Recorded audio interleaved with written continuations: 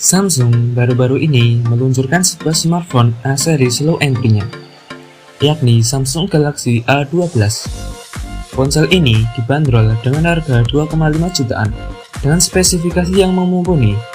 Di sisi lain, ada smartphone dari Redmi dengan spesifikasi yang mirip-mirip, tapi dibanderol dengan harga jauh lebih murah, di harga 1,8 jutaan, yakni Redmi 9.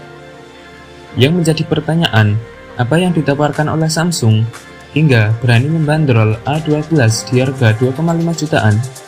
Berikut perbandingannya dengan Redmi 9. Membahas layarnya, Samsung menggunakan panel TLS TFT yang berukuran 6,5 inci dengan resolusi HD+.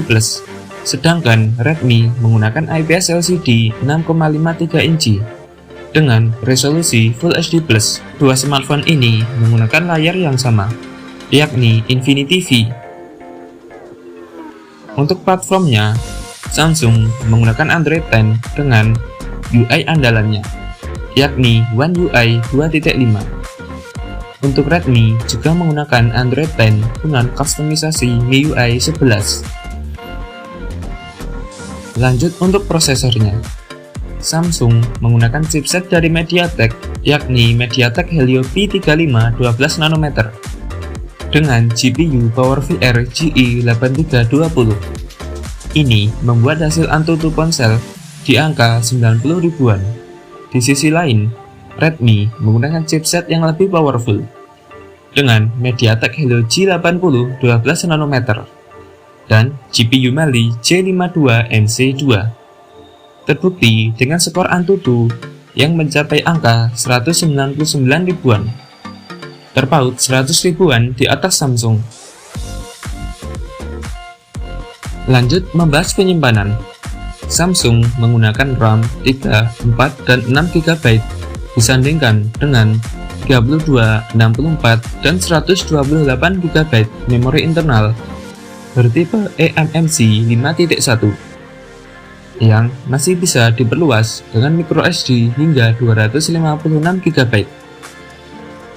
Sedangkan Redmi juga menggunakan tipe RAM dan memori internal yang sama, yakni 3 hingga 6 GB dan 32 hingga 128 GB memori internal bertipe eMMC 5.1 yang masih bisa ditambah hingga 256 GB dengan microSD.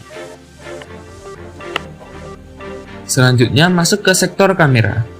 Samsung menggunakan quad kamera 48 megapiksel wide, 5 megapiksel ultra wide, dan 2 megapiksel untuk deep dan makro.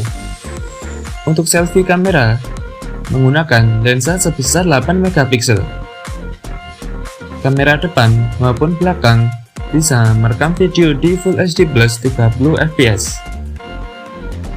Sedangkan untuk Redmi juga menggunakan quad kamera 13 megapiksel wide, 8 megapiksel ultra wide, 5 megapiksel makro, dan 2 megapiksel untuk deep.